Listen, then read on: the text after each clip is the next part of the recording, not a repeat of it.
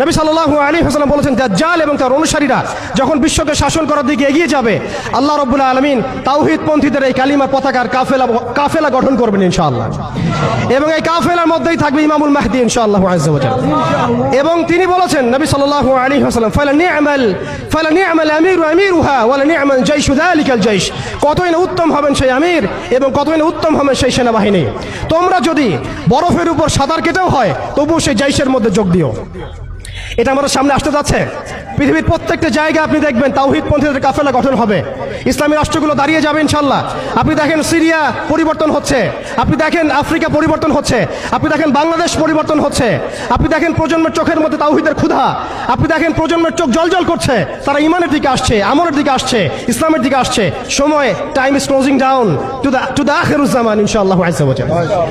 এখন কথা হচ্ছে, ইমামুল মাহদীর বাহিনী এই দাজ্জালের বাহিনীর সাথে যুদ্ধ করতেই থাকবে, করতেই থাকবে, করতেই থাকবে, কিন্তু শেষ পর্যন্ত ইমামুল মাহদীর হাতে দাজ্জালের মৃত্যু লেখা হবে না। আল্লাহ রাব্বুল আলামিন এই মিথ্যা মাসিহকে মেরে ফেলার জন্য, ধ্বংস করার জন্য আসমান থেকে সত্যিকারের মাসিহ ঈসা আলাইহিস সালামকে পাঠাবেন এই সিরিয়ার মধ্যেই ইনশাআল্লাহ। এই কথাগুলো আমাদের অনেক ভাই বুঝেন না, অনেক ভাই জানেন না, স্টাডি করতে চান না, তারা শুধুমাত্র একটা হাইপকে কেন্দ্র করে কথা বলতে চান। বিশ্ব এদিকে এগিয়ে যাচ্ছে, আমরা এখানে শুধু হাইপ তুলতে আসি নাই, আপনাদেরকে জানাতে এসেছি, বোঝাতে এসেছি যে আস্তে আস্তে বিশ্ব কোন দিকে যাচ্ছে এবং আমাদের করণীয় কি হবে। এবার আসেন, এটা ভবিষ্যৎবাণী শুধু নয়, নবী সাল্লাল্লাহু আলাইহি ওয়াসাল্লাম অকাট্য ভবিষ্যৎবাণী। তিনি বলেছেন, ঈসা আলাইহিস সালামের হাতে যেই ফিলিস্তিনে আজকে মাজলুম বোনদেরকে শহীদ করা হচ্ছে, বাচ্চাদের মাথার খুলি উড়িয়ে দেওয়া হচ্ছে, আমাদের ভাইদেরকে জীবন্ত পুড়িয়ে মারা হচ্ছে, ওই ফিলিস্তিনের, লিখে রাখেন আপনারা, মিডিয়া দিয়ে প্রচার করে দিয়েন, এই ফিলিস্তিনের বাবে লুদ নামক জায়গায় তাদের মিসায়া, তথা কথিত মিসায়া মাসিহুদ দাজ্জালকে ঈসা আলাইহিস সালাম হত্যা করবেন ইনশাআল্লাহ।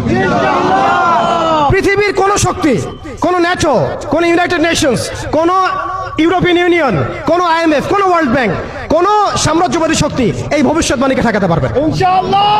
আপনি আপনাদেরকে চেষ্টা করতে দেন। সারা